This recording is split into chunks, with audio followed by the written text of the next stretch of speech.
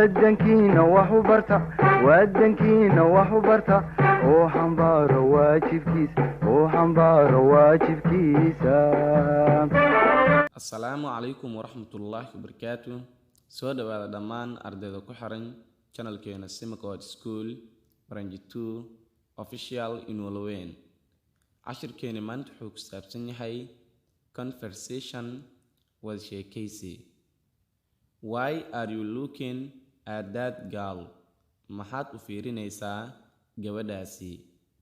Because maxaa yeelay I love waxaan jeclahay the way qaabka she smiles ee ayada u dhoola cadayso. Don't you know ma ogid miya that all the girls in gabdhaho idil smile like that ay sidaas u dhoola cadeeyaan? Yes, I know how aan ogahay, but balse her smile dhoola cadeynteeda is special for me, aniga ayay ii gaar tahay. Special for how? Gaar oo sideene? I mean waxaan ula jeedaa I have a feeling to her, dareen ayaan u hayaa ayada.